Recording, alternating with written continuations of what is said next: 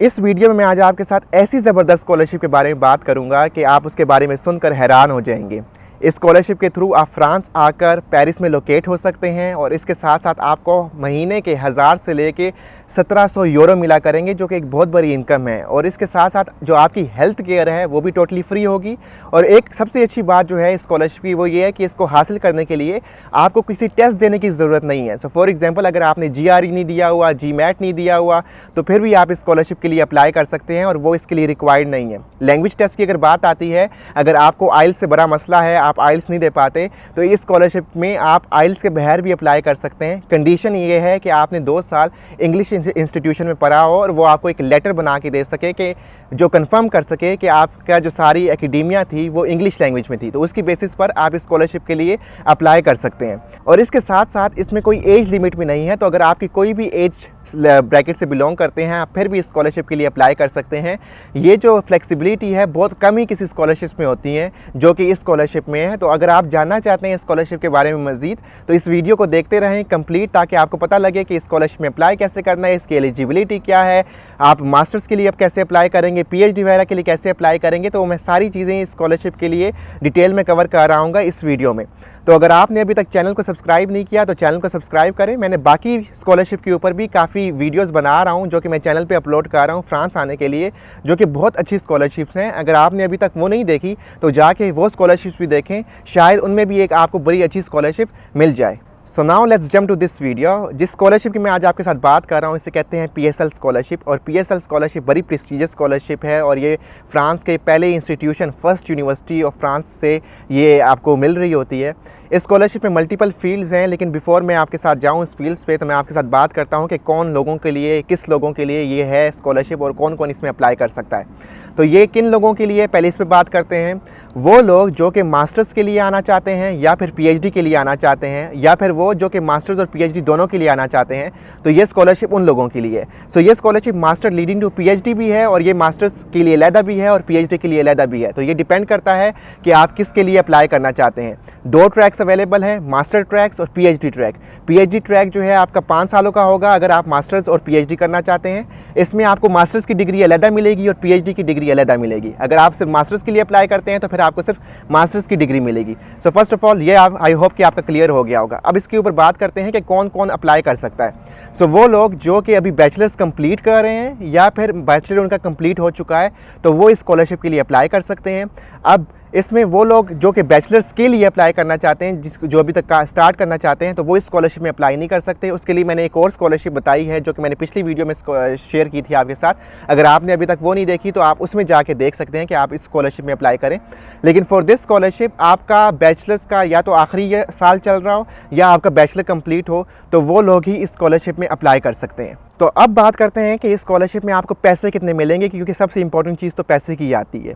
तो इस स्कॉलरशिप में आप अगर मास्टर्स में इनरोल्ड हैं तो आपको डिफरेंट पैसे मिलेंगे, अगर आप PhD में इनरोल्ड हैं तो आपके डिफरेंट पैसे मिलेंगे। अगर आप दोनों ट्रैक्स में like master leading to PhD हैं तो आपको यही अमाउंट मिल रही होगी जो कि मैं अभी आपको बता रहा हूँ। तो अगर आप मास्टर्स में हैं तो आपको साल के 10,000 यूरो मिला करेंगे, जो कि महीने के आपके बन जाते हैं तकरीबन 900 यूरो आपको महीने के मिल रहे होंगे। अगर आप PhD में इनरोल होते हैं तो आपको मिल रहे होते हैं 1700 यूरो पर मंथ। PhD वाला कॉन्ट्रैक्ट जो होता है वो आपका एम्प्लॉयमेंट कॉन्ट्रैक्ट होता है और आपको मिनिमम वेज ही मिल रही होती है। तो आप इसको 1700 को 12 से मल्टीप्लाई कर लें तो आपको एग्जैक्ट अमाउंट पता लग जाएगी कि साल की कितनी बनती है। तो आप अगर मास्टर्स लीडिंग टू PhD हैं तो आपको 2 सालों तक आपको 10,000 यूरो मिल रहे होंगे। अगर आपका मास्टर 2 सालों का है, अगर मास्टर 1 साल का है तो फिर आपको 1 साल के 10,000 यूरो मिल रहे होंगे और बाद में फिर आपको 1700 यूरो पर मंथ मिल रहे होते हैं। तो आई होप कि अब फंडिंग की बात क्लियर हो चुकी है। तो अब इसके बाद बात करते हैं कि इसमें डॉक्यूमेंट्स क्या रिक्वायर्ड हैं जो कि आपने प्रोवाइड कर दें। सो डॉक्यूमेंट्स की अगर मैं आपके साथ बात करूं तो इसमें चाहिए होती है आपको एक CV, जो कि आपको हर स्कॉलरशिप में अप्लाई करने के लिए आपको वैसे ही चाहिए होती है। साथ साथ आपको चाहिए होता है स्टेटमेंट ऑफ पर्पस कि क्यों आपने आना है। उसके साथ साथ आपको चाहिए होता है रिसर्च स्टेटमेंट। रिसर्च स्टेटमेंट के ऊपर मेरे ऑलरेडी इस चैनल के ऊपर वीडियोस मौजूद हैं कि किस तरह आपने लिखनी होती है, तो आप उसको जाके देख सकते हैं। और अब इसके बाद आती है कि प्रूफ ऑफ इंग्लिश प्रोफिशिएंसी, आपका C1 लेवल होना चाहिए। अगर आपकी जो फॉर्मल एजुकेशन है, ये आप पहला पॉइंट यहाँ पे पढ़ सकते हैं। इसमें ये कह रहा है कि अगर आपकी एजुकेशन 2 साल हो चुकी है किसी किसी फॉर्मल इंग्लिश इंस्टीट्यूट में और आपकी लैंग्वेज इंग्लिश थी तो आप वो उससे लेटर लेके आप प्रोवाइड कर सकते हैं। लेकिन अगर वो नहीं कर सकते तो फिर आपको जो टेस्ट है वो देना पड़ेगा और आपको उस टेस्ट के रिजल्ट जो है वो इसके साथ अटैच करने होंगे। अगर इसके बाद अगर हम बात करें कि एलिजिबिलिटी क्या है, तो इसके ऊपर मैं ऑलरेडी आपको बता चुका हूँ कि इसमें कोई एज लिमिट नहीं है। और इसके साथ साथ मैं आपको बता चुका हूँ कि आप या तो बैचलर्स के आखिरी साल में हो या आपका बैचलर कंप्लीट हो। अगर आप बैचलर अभी तक कंप्लीट नहीं हुआ तो आपको ये स्कॉलरशिप में अप्लाई नहीं कर सकते। लाइक अगर आपका बैचलर्स अभी स्टार्ट है या कोई आप आखिरी साल में नहीं है तो आप स्कॉलरशिप के लिए अप्लाई नहीं कर सकते। और अगर आप बैचलर्स के लिए अप्लाई करना चाहते हैं तो उसके लिए दूसरी स्कॉलरशिप है जो कि मैंने आपको पिछली वीडियोज़ में बताई थी, तो वो आप जाके वहाँ पर देख सकते हैं बैचलर्स की अप्लाई करने के लिए। सो ये सिंपल सा इसका क्राइटेरिया है, कोई इसमें डिफरेंट चीज़ नहीं है, कोई ऐसी ट्रिकी चीज़ नहीं है जो कि आपको समझ ना आ रही हो। अब इसके बाद बात करते हैं कि कौन कौन सी फील्ड में अवेलेबल हैं। बहुत से लोग कहते हैं कि यार हमें इंजीनियरिंग में चाहिए, कंप्यूटर साइंस में चाहिए। तो ये जो स्कॉलरशिप है काफ़ी डाइवर्स फील्ड्स में अवेलेबल है। अगर इसके ऊपर हम बात करें तो यहाँ पे अगर जाएंगे आप प्रेजेंटेशन में तो नीचे आपको ये मल्टीपल फील्ड्स मिल जाएंगी। अब ये पीएचडी इन केमिस्ट्री भी है, ये पीएचडी ट्रैक्स हैं, ठीक है, ये आपको जनरली आइडिया बता रहा है। तो मास्टर्स के ट्रैक भी इसी में अवेलेबल होते हैं। पीएचडी ट्रैक्स है केमिस्ट्री में है, फिजिक्स में है, एस्ट्रोनॉमी में है, आपकी जो बायोडाइवर्सिटी बायोलॉजी लोगों के लिए है, लाइफ साइंसेज में है, कंप्यूटर साइंस में है, इंजीनियरिंग में है। तो जब आप इसके ऊपर क्लिक करेंगे तो आपको जो सारी इन्फॉर्मेशन है इस ट्रैक से रिलेटेड कि इस ट्रैक में आप क्या क्या पढ़ रहे होंगे, ठीक है, फेज़ 1 क्या होगा, फेज़ 2 क्या होगा। फेज़ 1 का मतलब ये है कि आपका जब मास्टर्स हो रहा होगा, फेज़ 2 का मतलब है कि आपकी जब पीएचडी स्टडी हो रही होगी। तो ये आपको सारी इन्फॉर्मेशन इसकी पेज के ऊपर मिल जाएगी। जो भी आपका ट्रैक है, जो भी आपकी फील्ड है, तो उसके अकॉर्डिंगली आप इसमें जाकर देख सकते हैं। इसके बाद क्या होता है, लोगों को काफ़ी कन्फ्यूजन्स होती है, लोगों को समझ नहीं आ रही होती। कुछ क्वेश्चंस होते हैं जो उनके माइंड में हो रहे होते हैं कि लेट्स से हम मास्टर्स के लिए अलग अप्लाई कर सकते हैं कि नहीं कर सकते, पीएचडी के लिए अप्लाई अलग कर सकते हैं कि नहीं कर सकते। तो आप अप्लाई कर सकते हैं मास्टर्स के लिए अलग और पीएचडी के अलग। तो कुछ क्वेश्चन अगर आप जाएंगे तो यहाँ पर आपको FAQ में मिल जाएंगे आपको इन्फॉर्मेशन कि यहाँ पर अगर लिखा भी हुआ है can I apply to 2 programs master degree and PhD track. तो मतलब ये है कि अगर आप मास्टर्स के लिए अलग करना चाहें तब भी आप अप्लाई कर सकते हैं और पीएचडी ट्रैक के लिए करना चाहें तब भी आप अलग अप्लाई कर सकते हैं। तो इसमें कोई हर्ज नहीं है, आप कर सकते हैं दोनों में अप्लाई भी। और अगर आप एक में अप्लाई करना चाहें तो वो भी आपकी मर्जी, आपकी टोटली चॉइस है। अब सबसे इंपॉर्टेंट बात आती है कि मैंने तो इसमें डिस्कस ही नहीं किया कि भाई ट्यूशन फीस जो है वो आपकी फ्री है या फिर आपको खुद पे करना पड़ेगा। तो द बैड न्यूज़ इज़ कि ट्यूशन फ़ी आपको खुद पे करना पड़ेगी।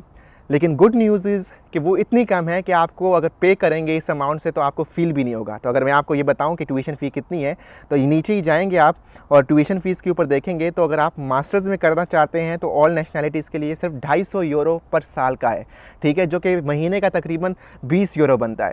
और आपका जो पीएचडी है वो तकरीबन 391 यूरोस पर ईयर है, जो कि बहुत ही मिनिमल अमाउंट है और हर कोई ईजिली अफोर्ड कर सकता है इस स्कॉलरशिप से निकाल कर।